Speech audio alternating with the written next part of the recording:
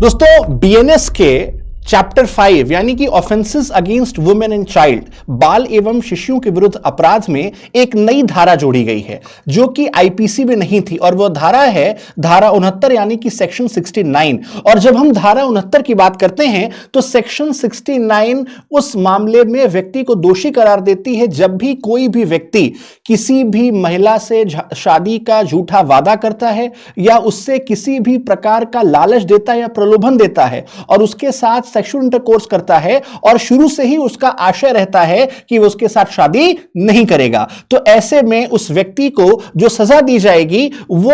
जो इंप्रिजनमेंट होगा वो 10 वर्ष तक का हो सकता है, 10 साल तक का हो सकता है, जिस पर उस पे जुर्माना भी लगाया जाएगा। पर ध्यान रखिएगा, ये भले ही ऑफेंसेस अगेंस्ट वुमेन में है, सेक्शन 69 में मेंशन्ड है, पर इस सेक्शन के जब हम कीवर्ड्स पर जाते हैं तो यहां पर स्पष्ट रूप से लिखा हुआ है डिसीटफुल मीन्स, यानी कि उस व्यक्ति के द्वारा महिला को प्रपंचनापूर्ण जो है किसी भी नौकरी का लालच दिया गया हो या शादी का झूठा वादा किया गया हो या शुरू से ही उसके मन में हो कि वह उसके साथ विवाह नहीं करेगा। पर यहां पर सबसे ध्यान रखने वाली बात यह है कि यह रेप की कैटेगरी में नहीं माना जाएगा, इसे कहा जाएगा sexual intercourse not amounting to rape. क्यों नहीं माना जाएगा? क्योंकि जैसे ही हम सेक्शन 63/375 आईपीसी में रेप के एसेंशियल्स की बात करते हैं तो वहां पर यदि महिला ने अपने against her will, against her consent या वो जो है nature and consequences of the act को नहीं समझ पा रही है, तभी जो है ऐसी परिस्थिति में उस रेप कंसिडर किया जाएगा।